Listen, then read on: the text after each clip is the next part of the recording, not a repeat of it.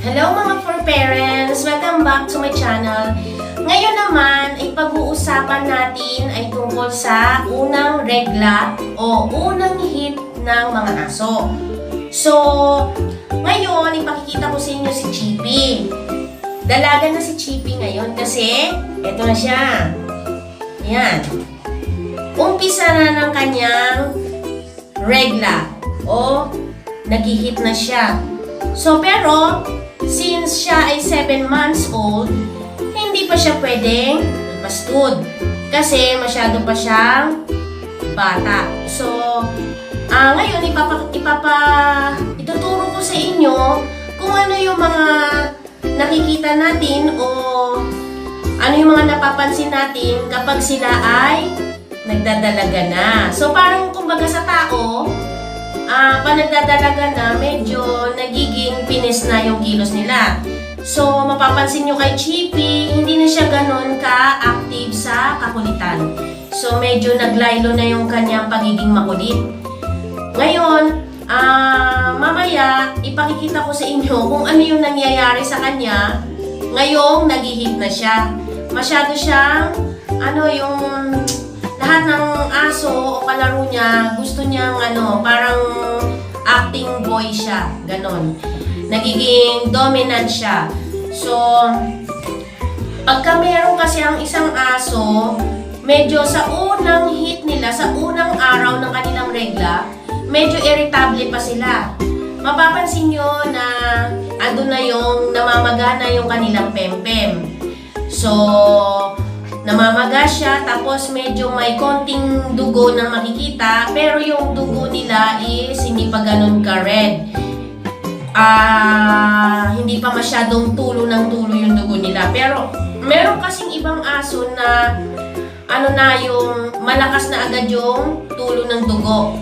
At mapapansin nyo, merong mga aso na silent hit. Ano ba yung silent hit? Yung silent hit yung hindi nyo napapansin na nire-regla na pala sila.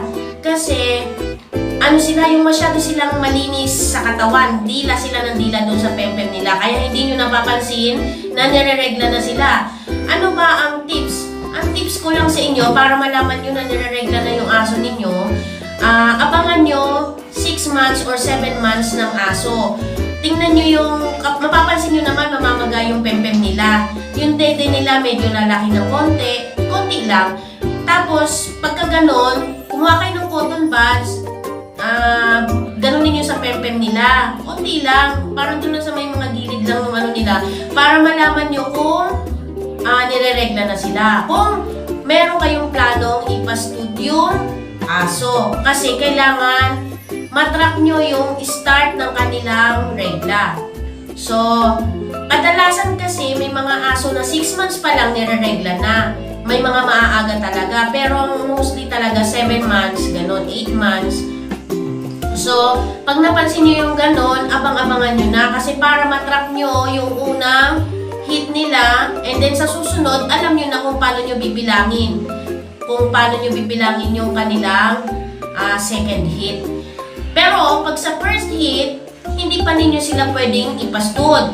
Kasi, bata pa yung matres nila, and then, bata pa sila, kumbaga sa tao, irresponsable pa yan. Hindi pa nila kayang magdala ng mga puppies.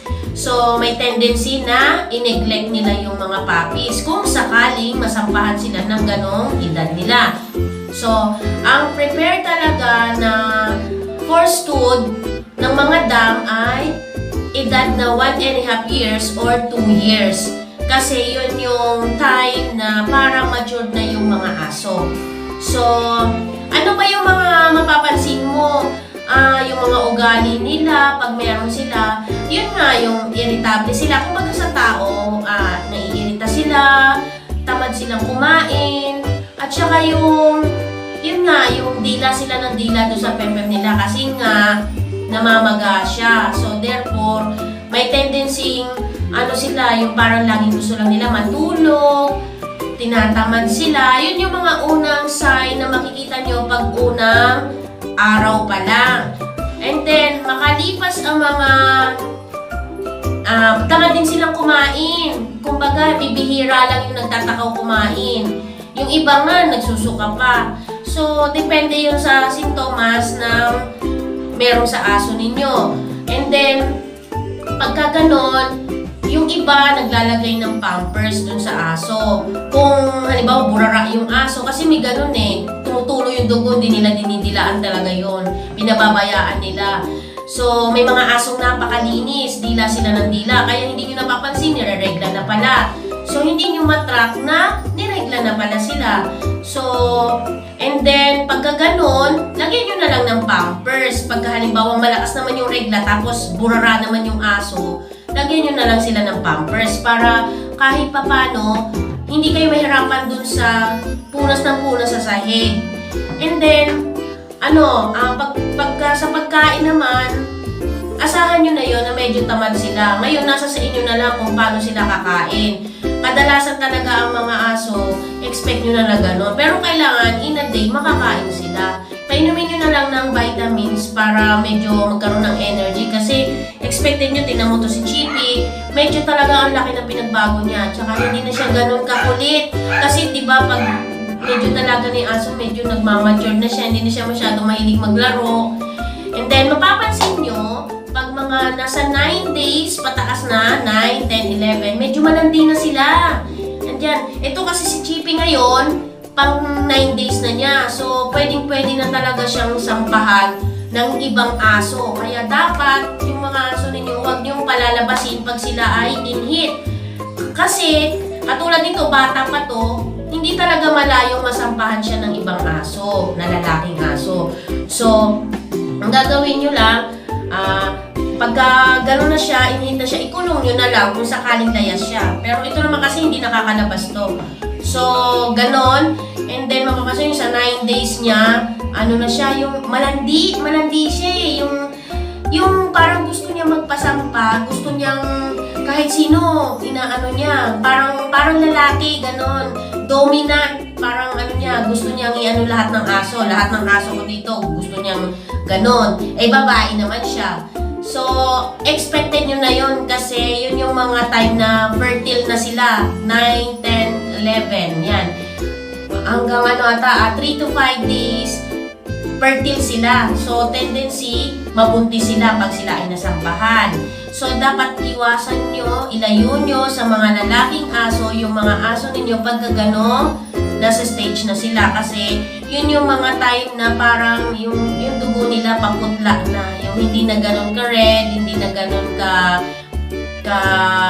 kalakas, kumbaga. Kaya naaamoy na sila ng ibang boys, gusto na silang sampahan. So, nyo siya, ikulong nyo sila, kung pwede, italik nyo para hindi maglandi. Kasi nasa nature talaga ng aso, dumarating yung mating season. So, kayo na lang yung bahalang magpigil sa ganong sitwasyon. So, yun, mapapansin yung ganong ugali. So, mamaya, ipapakita ko sa inyo kung ano yung ginagawa niya kay Joy, dun sa tuta na anak ng isa naming mga aso. Kung ano yung ginagawa niya. Papakita ko sa inyo. Ganon, isa yun sa mga ugali kapag naglalandi yung aso. So yun mga kamamshi. And then, patuloy pa rin naman, pakakainin nyo pa rin sila ng mga masustansyang pagkain. Okay lang yun. Yun nga lang, medyo mababawas-bawasan yung hilig nila sa pagkain. Kasi nga, medyo sila yung parang hirap sila dun sa pagdadala dun sa kanilang pagdadalaga. Kumbaga sa tao, first time nilang maranasan yung ganun. Kaya, yun. Mapapansin nyo rin, na siya, yung, ito, ganyan, tingnan nyo. Medyo, yung dede niya, hindi makita. Ayan, So, parang parang namukadkad yung mga suso niya. Siya, yung parang nagano talaga yung mga dede niya, nag-uslian na. Kumbaga, dalaga na talaga si Chippy. So, mapapansin nyo, hindi na masyadong ma-activity ngayon si Chippy kasi nga, tinatamad siya. Lagi gusto niya matulog, yan, gusto humiga. Pero minsan nakikipaglaro siya, pero yun nga, pag-ud-ud lang ang gusto niya. Pero kababaeng aso niya, ha. So, yun nga, sana mga ka-for parents, mga ka-mamshi, mga ka-friendship, nagustuhan nyo yung aking tutorial ngayong araw na ito. So, kung nagustuhan ninyo, sana please subscribe, share, and like my video. Maraming salamat mga fur parents!